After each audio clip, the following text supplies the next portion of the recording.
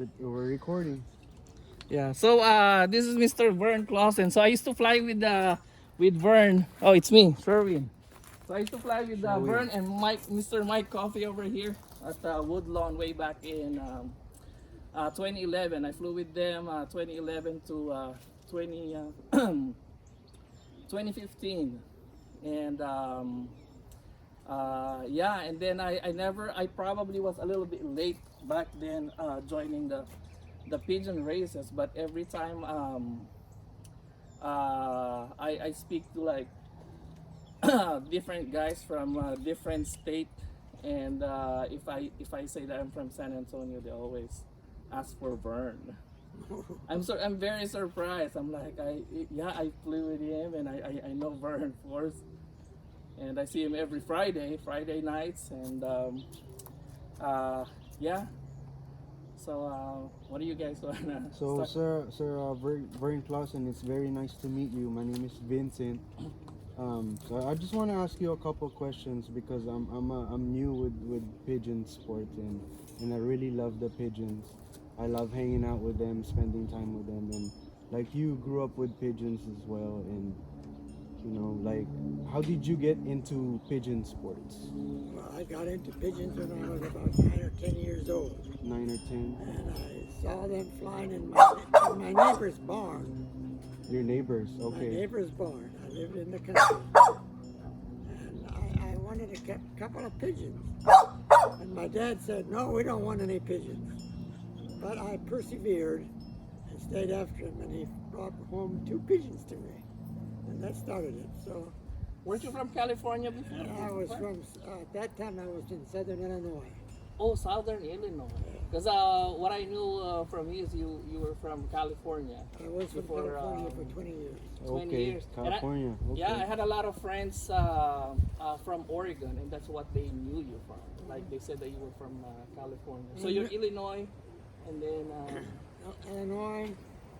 I went to school in Nebraska and Missouri, and then I went into the military. oh, Thank you for your service. thank you for your service, sir. This is Richard over I here. know, I've met Richard. Yeah. Richard is in the army. Okay. 4 tours. Yeah, that's 2 right. tours in Afghanistan, 2 tours in what's that now, Richard? 2 in Iraq. In 2 Iraq. Afghanistan. Yeah. So thank you guys for your service. Yes, sir. So tell us your background, sir.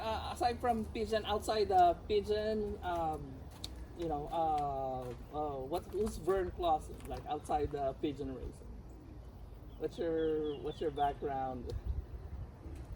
Well, my background was being raised in the country, Okay. and I was just an old country boy. Mhm. I grew up there, went to school, went to college, went to military, came back, and then I moved to California as an educator. Oh, so you teach. I was in education. Education. There, yes. Oh. Then I had an opportunity to be an administrator in Houston, so I moved to Houston. Mm-hmm. And it was a little humid there for me, so I looked for a place Houston. where it was less humid. San Antonio seemed like a good place. So I've been here since 1986. 86. Oh, So okay. that's quite a few. You've been right here in this place since that time. And I've flown pigeons all that while. Since 9 years old. Yeah, yes. There's a lot of pigeons went through my hands. Ah. Oh yeah. So now we're into pigeon conversation. Now, what's your base family? What's your base family of birds? That's gonna be one of my questions. Over the years, that's changed. Mm-hmm. Many years ago, when we were flying distance races, the primary strains were Stasserts and Seons and Bastines. And I used to enjoy that very much. But then the Jansons came along, and they had a little more speed than those old distance birds. So everybody wanted the Jansons. But it was still a good time when I moved to Texas. People still enjoyed pigeon flying. And the clubs had a good number of people in them, and it was competitive. Nowadays, the clubs are smaller in number, and the emphasis seems to be on one-off races. And I think that's to the dismay of the pigeon So what's your take about what's your take about like one law? Does it really, kills the pigeon sport as far as like club racing I don't goes? think it promotes pigeon flying. That's my opinion. Right. Most people would disagree with me, but I feel that one log races discourage pigeon flying in the fancier's backyard. And originally, pigeon flying was a backyard hobby, Yes. and people enjoyed being in their backyard, taking care of their birds, showing their birds off, and sharing their birds. And So- those days are kind of gone forever. So what do you think is like the causes of like the decline of club racing in the U.S.? As you know, like we're from the Philippines and it's thriving. It's growing industry. It's almost like leveling up with cockfighting over there nowadays. It's called a gentleman's sport. And what seems to be like the factor that's Well, dwindled. in my opinion, there are several factors which discourage pigeon flying in the backyard. And one of them is that there are too many competing activities. The technological age with everybody having something in their hand that they can play with Technology. takes away from doing what you want to do in the backyard. And the second thing is the cost involved. Cost, Years yes. ago, we had a simple little clock that we clocked Right. our birds in. Well, And now, if you're going to be competitive, you have to have a clock that costs around $1,000, minimum of $1,000. And this discourages young people from being involved in the sport. And if you do have a young boy who says, yes, I'd like to have pigeons and I'd like to fly pigeons, and his dad says, sure, I'll build you a little loft. And then he comes along and says, well, I need a clock and I need to buy birds and I need to buy feed. And Dad asks, well, how much is all that going to cost? And that's kind of where it hits the fan, I think. It's too expensive. so, Too expensive. I can remember when you would buy 100 pounds of pigeon feed for $5. 100 pounds. And now, if you buy 50 pounds of pigeon feed from Des Moines, it's cost you $25 plus. So it's a different ballgame. It's a different age. There are different interests that people have. Parents aren't encouraging so many physical activities either. So I think pigeon flying has seen its better days in the backyard. So what do you think could have done? Do you think as fanciers as well has something to be blamed for the decline of the sport? You think? No, I It's think just we a have to little blame time. ourselves. I don't blame anyone else. We let it get out of our control. So what do you think we could have done better to What we could have done better was promoted the sport, promote Yeah, the sport? promoting the sport, especially among young people, helping young people to build a law, not just saying, yeah, well, I'll give you a pair of birds if you want to have some birds, but help them build a law, mentor them, train their birds with them, help them to be competitive so they enjoy it, That's because it correct. is an enjoyable sport. Yes, I agree. So we're talking about like training and with conditioning and all that. So what's your going back to like your the good old days, if you would call it. What was your what were your greatest achievements as a pigeon flyer?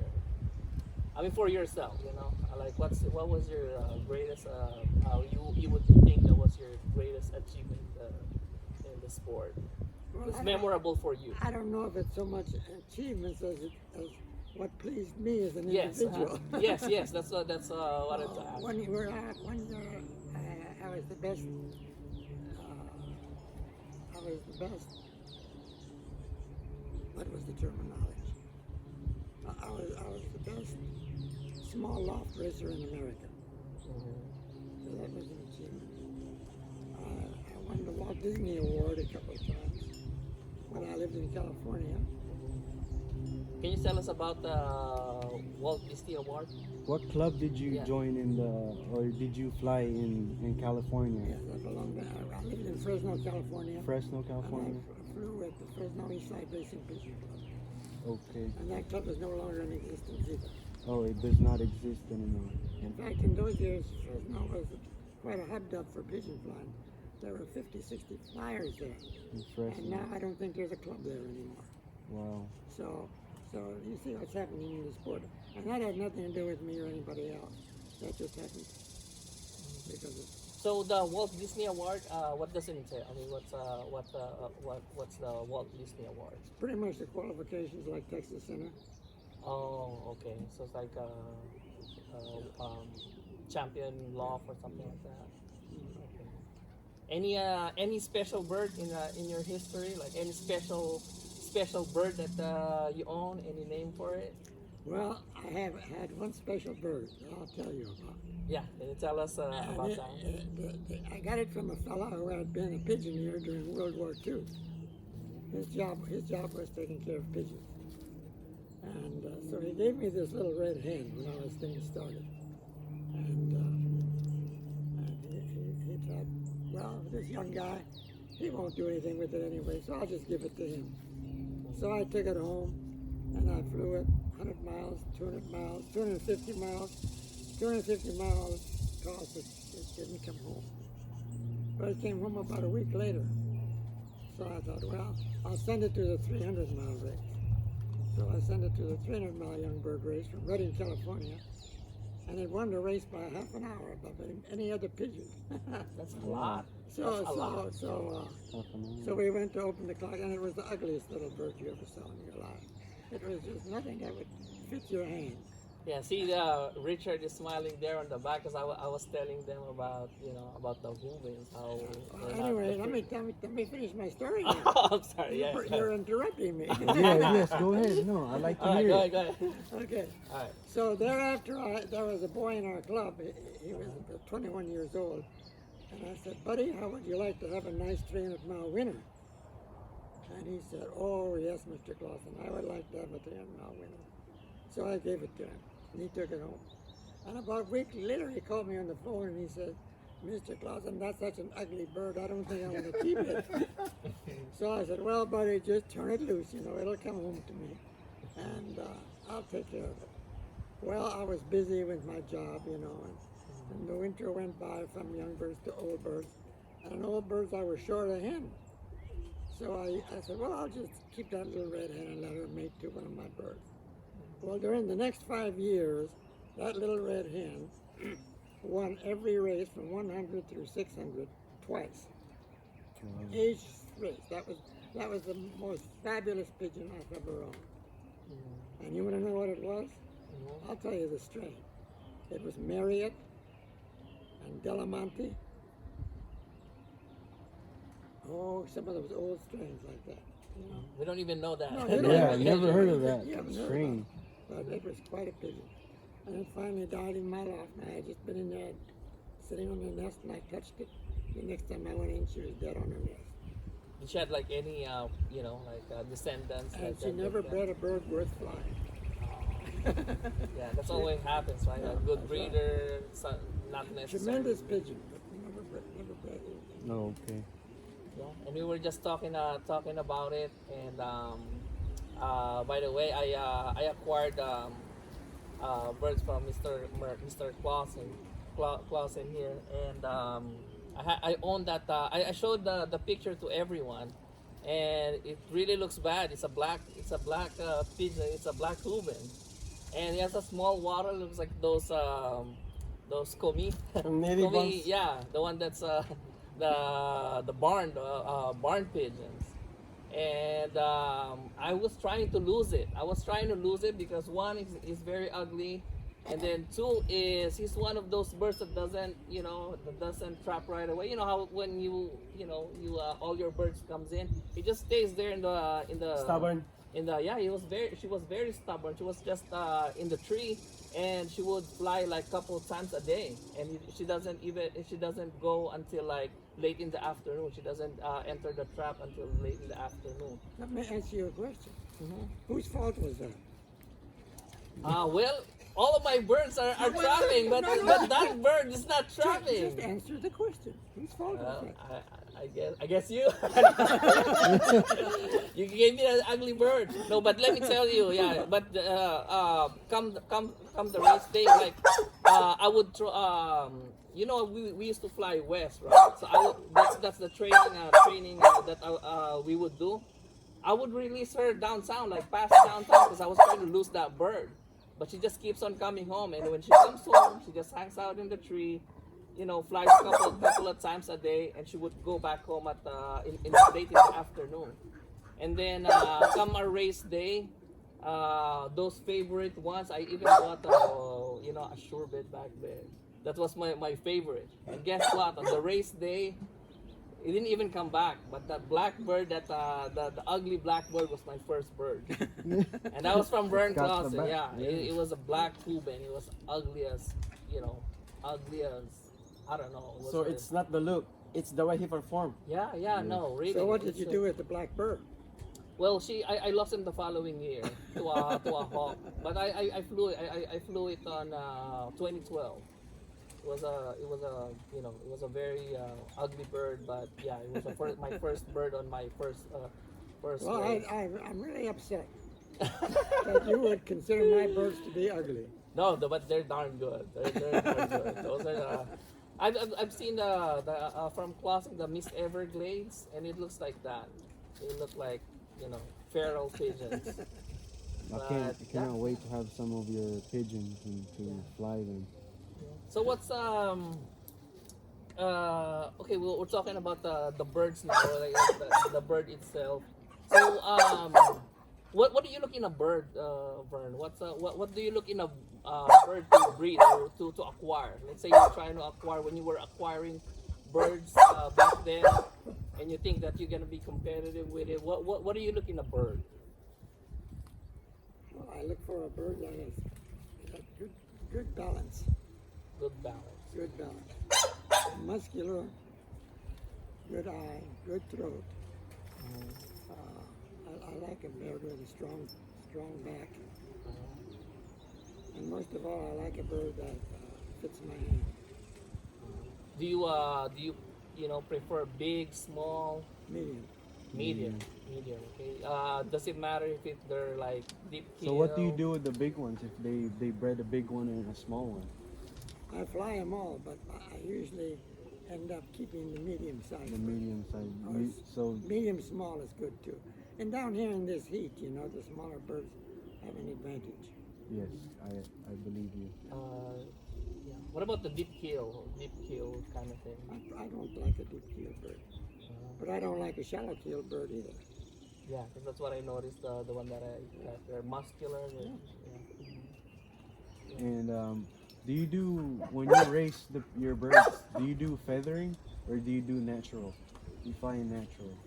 I don't know what you mean by meaning feathering. Click it's like the you 9th and 10th the flight. eighth. Yes, you do. Okay, and does that give you an advantage or does it really help you or the birds? Well, I think it helps. Helps the birds because if they are in normal mode and you're flying a long race and the bird is lacking the 9th or 10th flight, it's handicapped. And you don't want your bird to be handicapped. You want to have all the advantages of being competitive. What about the eye? What do you look in the eye? Eye sign. You believe in the eye sign? I like eye sign. You like the eye sign to your I like eye sign because I used to have Kalia Johnson and they were very rich in eye sign. Really? And I had some Ad Charlicans and they had absolutely no eye sign. And one strain was as good as the other. Oh, okay. Yeah. So, what's the answer about eye sign? It's preference. It's unique with the flancier, I think. So do you mate pearl to pearl? No, No. Preferably it's a not. cross. preferably not. So do you do inbreeding?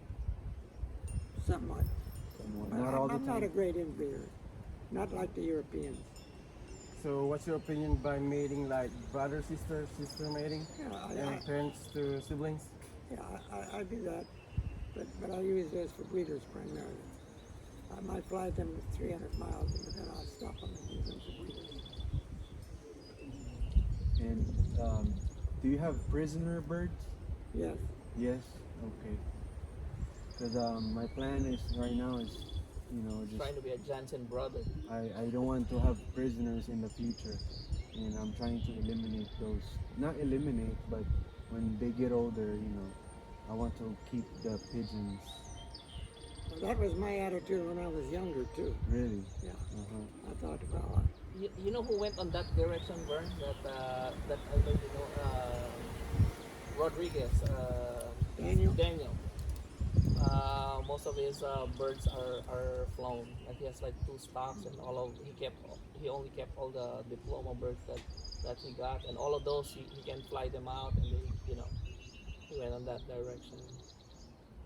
So, what about what are those? Okay, so that's breeding. So do you what about like pedigree, conformation? So are you more in conformation rather than, you know, like the race record or family background? well, I'm certainly interested in race records. Race record. Okay.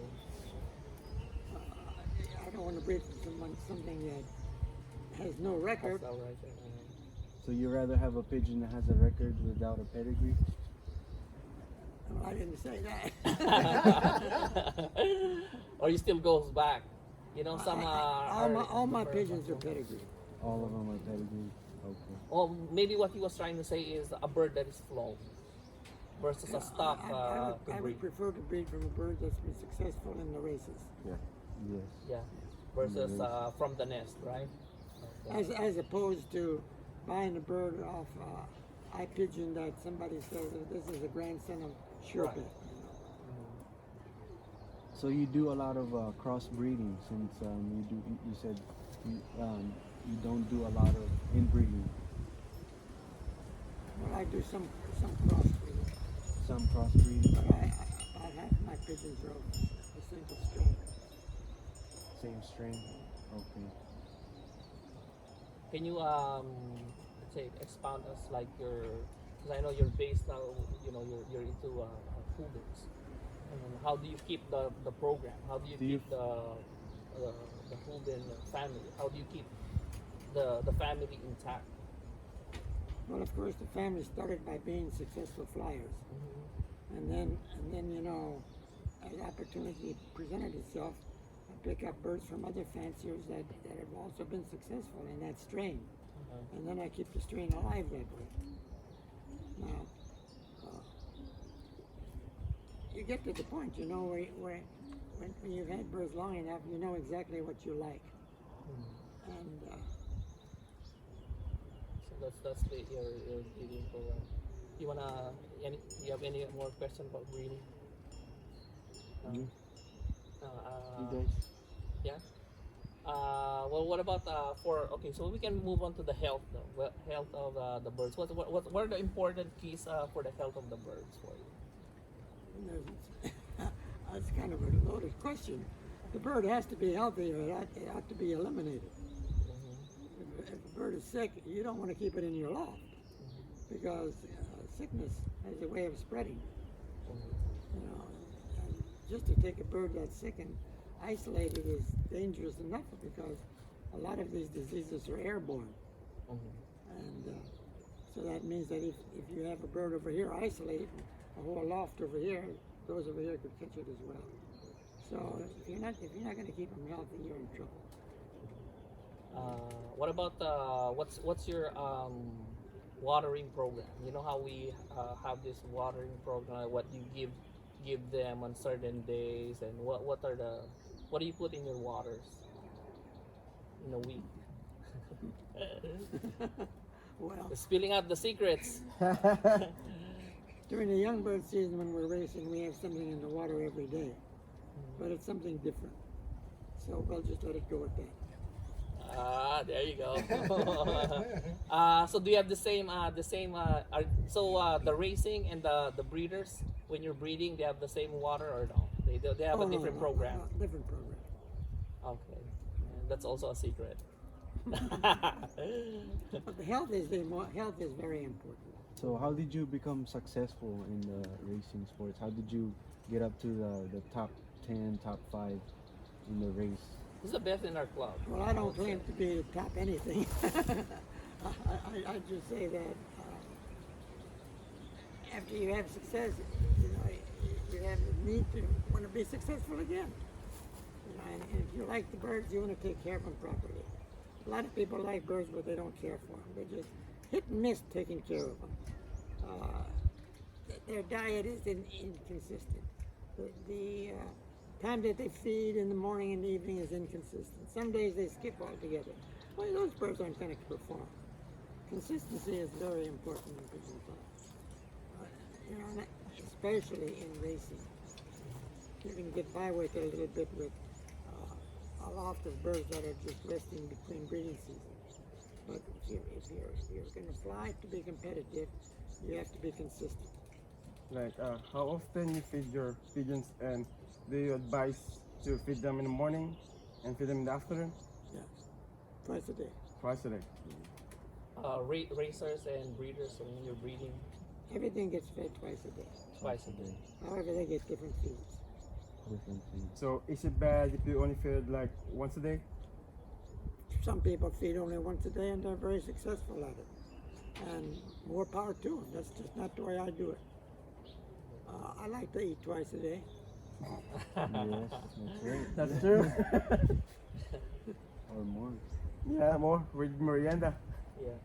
What about the loft? Let's talk about the loft. What are the elements in the loft that you let's try to Especially here educate in Texas, Yeah. the ideal loft here. ideal loft in That's a filth. Well, in Texas, the ideal loft is to have a loft with a lot of ventilation. A lot of ventilation because it can get humid here in Texas. So is it different from if you live in the north versus Yeah, you I've live here in the south? visited lofts in Nebraska. When you were in Chicago, I've visited lofts in Northwest Nebraska. uh-huh. And they had it insulated with windows and heating it in the winter. So closed in it was. And I couldn't enjoy that.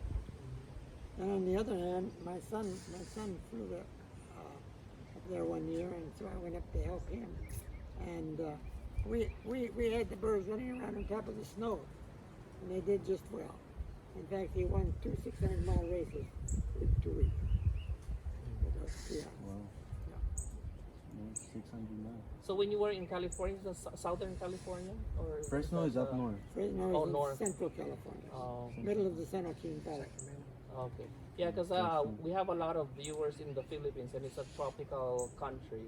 Mhm. And I was wondering if it's southern, if it's like the Florida, how they have a loft, that it can be comparison to ideal for. Because there's gonna be a lot of Filipino viewers, and of course in the tropics, so the loft would vary from Yeah, the one that we find. Certainly lots of very More humid over there. where we live. Sure. What else? Have anything more? What would you advise the new flyers, like Richard over here, that's starting out? I would advise him to come see me and then we'll work together. There you go. There's the invitation there. Yeah. So, do you enjoy the young birds season better or the old birds race? Well, at this point I fly young birds because I'm almost 89 years old, so I'm kind of limited in my ability to move around. Mm-hmm. So it gets to be too much. It's quite a chore to take care of young birds. Young birds. So it's harder to take care of young birds. It It is. is. Then It depends upon whether you enjoy it or not. yeah. Okay. You have to teach them. The old birds, they have a But if experience. you enjoy it, No, like nothing. sure. I've enjoyed pigeons all my life. And when I used to work, and I'd have tensions on the job, I'd come home and go to my pigeon loft and I'd free myself of all the anxiety that I experienced during the day Yes. and just enjoy myself with my bird. and I still do. I think that's what all fanciers do. Yeah. Real fanciers, Right. except the like Federal Merchant Yeah. fanciers. Other than that, I think we're all the same. Yeah, well, that's good. The bug is there. No matter what you do, it just keeps on coming back. You know, like I started when I was 7, in and out, in and out, in and out. And then when I told my dad, like, what the hell are you thinking? You know, you're old, and that's just for kids. Just for kids. Yeah, but it just keeps on coming back. And same as you know, the guys that's here right now. You know, we all started as young kids with birds, and now we're 40 years old. Here we are, we're with birds still. Well, I think one of the most enjoyable things about pigeon flying is the people that you associate with. That's another thing. You're all like-minded. They become close friends. You respect them, and hopefully they respect you a little too. You know, and you get along and you do things together. And I find that very enjoyable. No, so am I. You know, I mean the age gap. I think I was like, aside from what's his name, Jesse's son back then. I think I'm the youngest in the club. Yeah. And also the Asian guy in the whole combine. And now there's gonna be 3. So no, but I enjoyed those Friday nights. You know, we go back, we go to the clubhouse. We have we had potluck, we eat together, and then we load the birds. Have a beer or two. Have a beer, 2. A beer like it's bottomless. We have a sponsor, Graham. Graham sponsor as with that what do you call that, Mr. Coffee? Turkey? No, not. He has a special beer like a Brit. Yes, he doesn't know anything beyond Lone Star. No, he has another one. He He has always drinks it out of a glass too. yeah, no, he has a. Don't drink it out of a can, he drinks it out of a glass. Yeah, I don't know, but we have I know what's his name. Vern Clausen, he makes beer. Yeah, he makes beer. Yeah, he brews him. Who? He brews his. The principal guy. Jack? Jack. Yeah, he brews his own beer, and I've tried them. They're good. So yeah, that's our club. Cause I was telling Vince, like, you know, or the other people that I talked to from other state, they just load the birds. You know, they don't really handle this, you know, all business with birds. But I said no. In our club back then, we Have hang fun. out, yeah, Have fun, hang out with the. talk about Yeah. stuff. And These, all these are that. your friends. You know? Yeah. I have 2 more questions before we go Yeah. and we get a tour. The first one, do you believe in motivation, like Oh, motivating absolutely. your birds? Okay. And when does don't that start? Is it the young bird season or the old bird season or It both? starts when you start feeding the birds every evening. So that's actually a motivation for them, water and feed and. You teach them to respond to your calling. And what are the other motivations that you do? Like, you know, like Well, in young birds, it's minimal. With old birds, there are a lot of motivations. a lot of motivation. And this the last one. So this is not my question. This is from a friend. He wanted me to ask you about vaccination. Yes. So let's say just the PMV vaccine. Once you have vaccinated a bird, it's a live vaccine. Do they get another vaccine in their entire life, or do they get it every You year? get a booster, but the what people ask is, you know, do A you cycle? yeah, do you boost them every year? Well, I don't. They were saying something about And- its sterility. It contributes to sterility.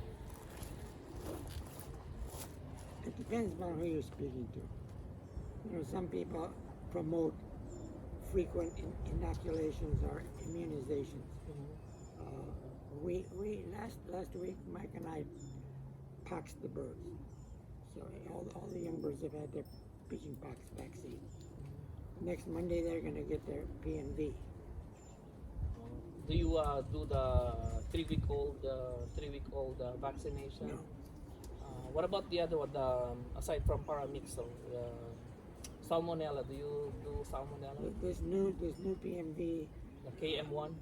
PM3. It's 3 in 1, Right. and it includes Circle. yeah. And all of that. And then during the course of the race season, of course, you're doing your utmost to keep them healthy and not be suspect to some of this stuff that goes around. So you only vaccinated when they're young birds? Yeah, I don't vaccinate old birds. So when they about to fly old birds or breed, you never vaccinate, just one time in their lifetime? That's me, but other people do it differently.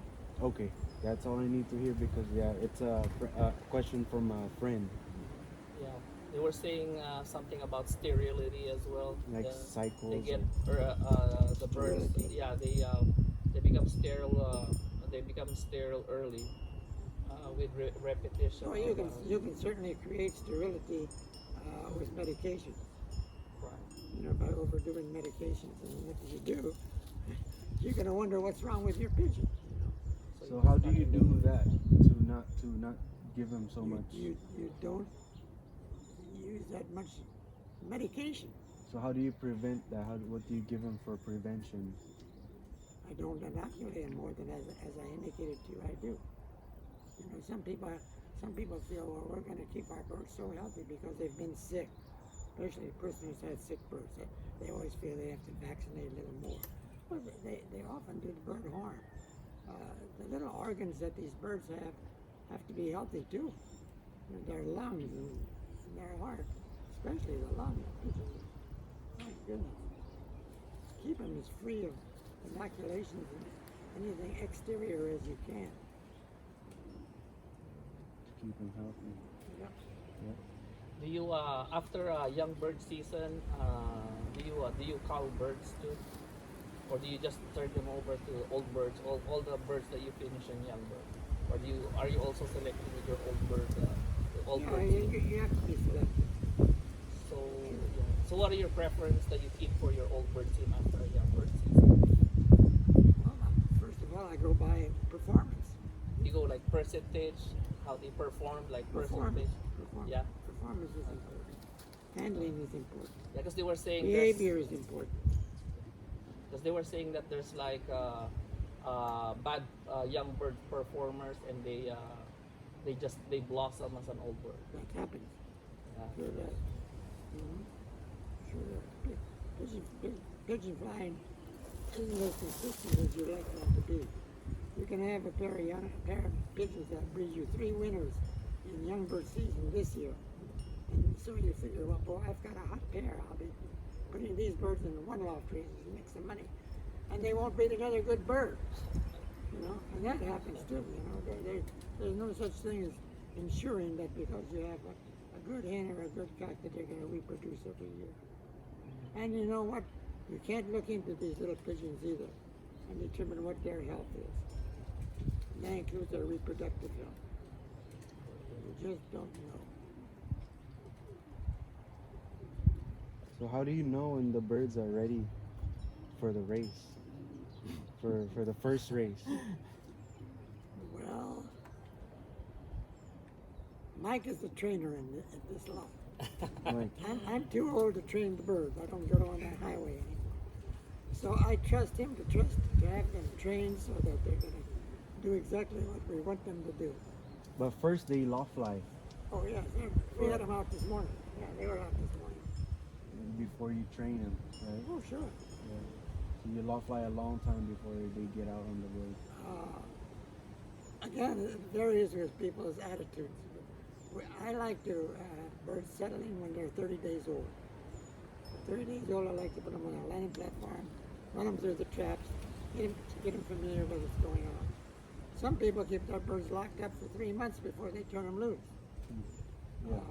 And I don't like that because I think they become wing strong. I think you lose a lot of them. And besides that, it's not normal. Birds like to fly. Younger the better, and Sure. they like to be out. They don't want to be That's what I locked do up. too. Yeah. I like them younger. Yeah, Settle younger them. the Some better. wait for a little bit. Of course, you know, if people are flying old birds. they might say, well, I'm not going to release my birds until the old bird season is over. Then they might hold them a month. But I don't even like that. So when do you do the feathering? When do you get their May. flights? Mother's Day. On Mother's Day? Oh, okay. We did it on Mother's Day. We So, cut but the- when their wings are gone, do they still fly? Yeah. Do you cut we- them first? When we cut the flights, we don't cut them way down. We cut them Tip. just near the tip, like in 3/4 of an inch or an inch. Because once the quill is broken and air is exposed to it, the quill will die. Okay? And so you wait for 10 days before you pull that flight because it won't injure the bird and there'll be no pain to it. You pull the ninth flight first, right? You That's pull- right. Yeah, that's what I You exactly do the do night what you flight do. first? Yes, and then when it's halfway out, Are you gonna be able to train when Yeah. even though they're like that? They'll fly when they're like in one flight, yes. yeah, And we wait till that ninth flight is out about out, 3/4 yeah. of the way, and then we Then you pull pull the the 10th 10. and permit them to continue to fly. So there's no shutdown, you know. You There, don't there shut is them. no shutdown. Okay, good to know. Now, That's- some people That's what I do, do. Yeah. you know. And some people they take all the tails out. Yes. Do you do that? As No, well? I don't, but that's good. That's good. Yep. Okay. Yeah. Do you have any all the seasons? Have you tried the darkening and lighting No. system? You just No. go And natural. I don't find fault with it either. I just haven't done it. I haven't had to. You know, you do what you have to do to be competitive, and I haven't had to do that. And when it works, you stay with it. That's right.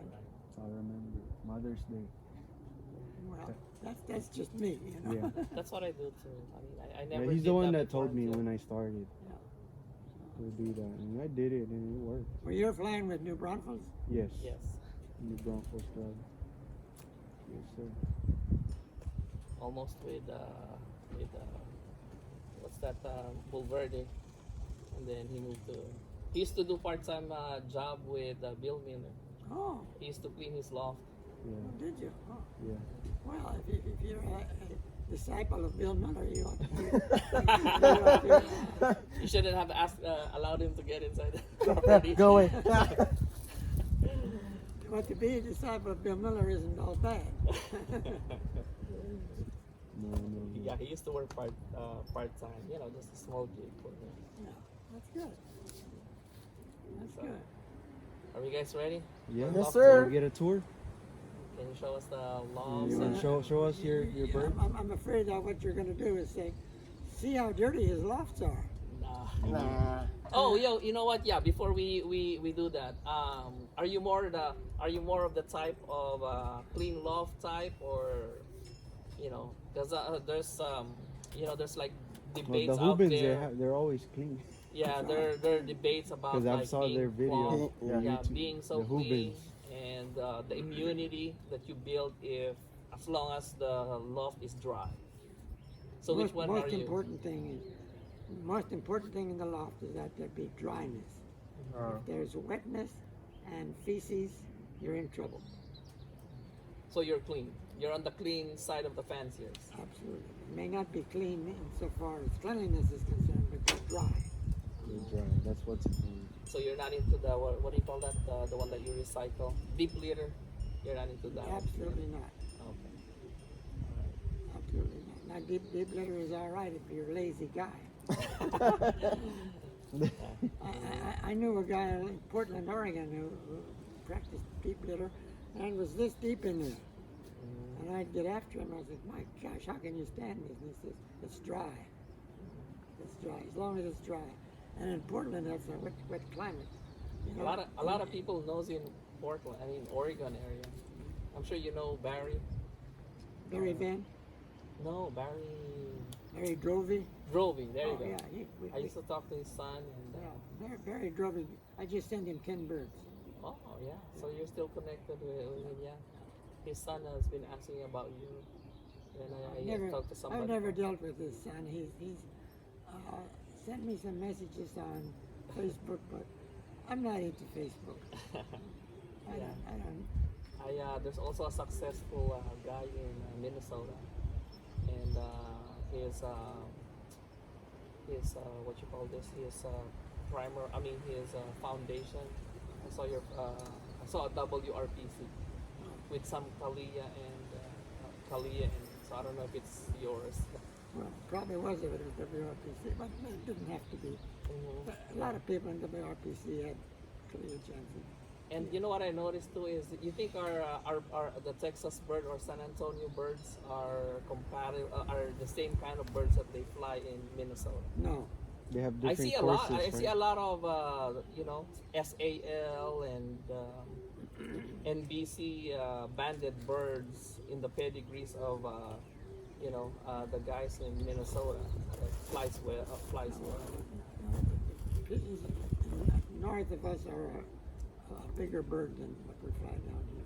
Yeah, Because like it's hotter. That's what I noticed. I lost like big Lot. birds. I lose big birds. That's what I What noticed, do you call and that, that's guy? why I tend to keep medium birds over what's the his years. name? What's the bird that I gave you? The red check. The red check. Oh yeah, that one. Yeah, the guy that has that, his foundations are Mulmans and it's NBC and SAL banded Hmm. and Lone Star. So, Well, are they Mulemans compatible? were popular around here for a while too, but they didn't really last. They were a bigger bird. Yeah, big heads, big waddle. They were pretty birds. Very. Humans. Oh well, let's go All check right, out. are you ready for the field trip? All right, can you show us the loft, Vern? Well, If you're okay with that. Yeah, I'd like to see your birds, sir. Well, Like you show the important stuff that they are like any other pigeon. like educate us with No. with I'm fine. I'm fine. with what's important in your loft for the beginners.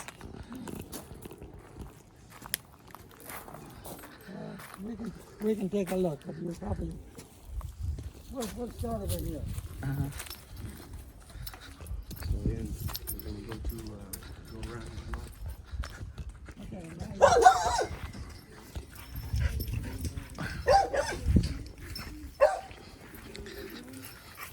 Now these birds that you see right here, these are all 2020 birds. These are young birds. Okay, these are young birds. They're going to be competing in the young bird series. Okay. Okay. Here's We build ourselves a little chute. So in the morning I go in there and I open the chute and he backs up his truck here and I build a big crate to put on the back of his truck. So we don't have to handle the birds. We just run them in Yep. and he can drive away and that's all it's good. Okay? These are unmated tuck birds because I've broken unmated tuck birds because I've broken them up. I'm not breeding anymore. Also, this is your cock stock loft. Yeah, this is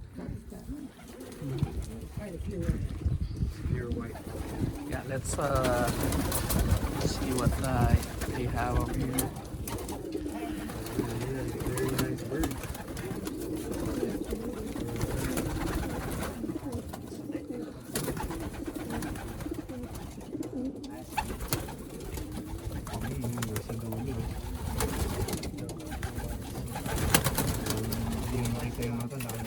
Oh, malabo na to.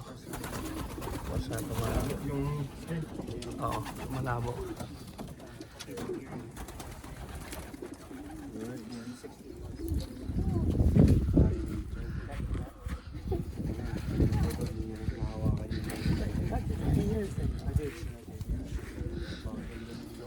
Now I'm a full-time student.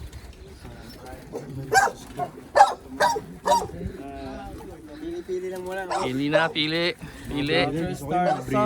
Ilabas na yung cheque. Yan, mga vloggers, Ilabas na natin yung mga cheque.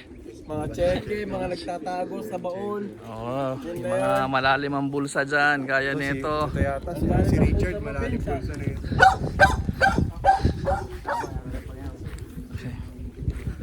Suffered from PTSD and PTSD. 2017, our when it got hit by a moon. And nobody died. But,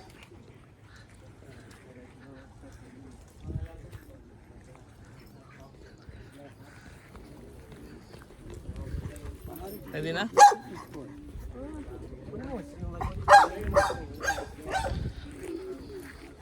Ready na? Okay, iba naman. And what do we have over here? What do we have over here, bro? Well, this is the main loft. Uh-huh. And of course, they're all hens in there now. I've broken them up. Uh-huh. So this is the hen stock section. The whole loft is hens right now. Oh, okay. Because I've broken up the big meetings. Okay. Right. So from when do you start breeding and when do you stop I'd breeding? like to start breeding in about the 1st of February. February. And this is the time to quit right now. Okay. Anything that doesn't hatch May 1st, you toss the eggs. I'm still breeding some in individual pens. But those are just being for breeding purposes and to sell to people who want them. Okay. All right. And so are these colony? You when you breed, do you do colony or do you do a separate individual pens? Preferably individual pens. Individual. Can you show us your individual pens? Sure.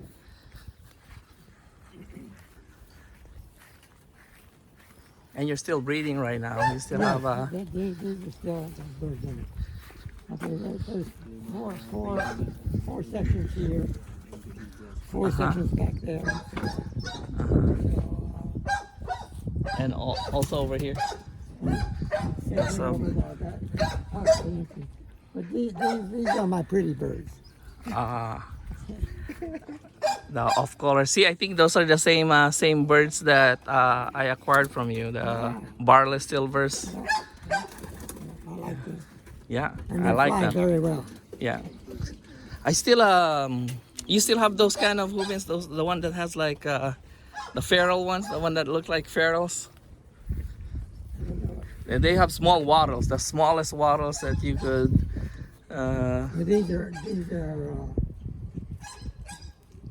2 pair of hubins right here. Oh, this one's right here. Yeah, this is a pair here of Koopmans, and this is a pair of Gabby Vandenbiel.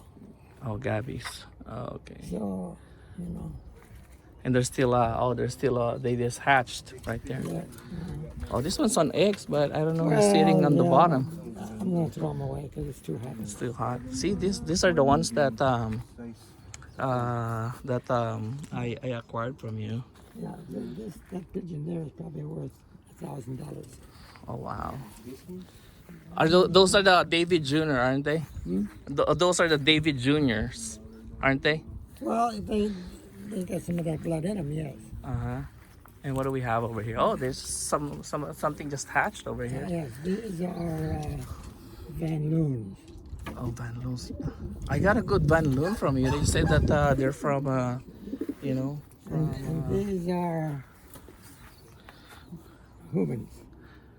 Oh, Rubens. I sold that cock to Lelton, and he won many races with youngsters from there. And you got him back. I got him back. Oh, awesome. What about this one? What do you have over here? Over here, Bobby brought me these 5 birds to dispose of. Oh, now these guys can actually So get them. we just threw them in here. Okay. Oh, there's breeders and there's youngsters here. There's youngsters over there. These are very young ones. When I leave the nest, I put them in here so that they learn to eat and drink before I put them in the larger group. Okay. They're doing very well. And I see. Oh, this one too. You have some over here. Nothing in there. Oh, there's nothing in there. They're Okay. already cleaned out. And I think you have more over there. You have a breeder. There's 2 pair over there. Out of the 6, there's only 2 pair that are still working. How many birds do you breed a year then? Or at least now that you're About raising? over 100. Over 100. Okay. Oh, so that one there's only like 2 pairs on that side. There's only 2 pairs that are working. Oh, okay. Okay, cool. I think that concludes the loft visit and stuff.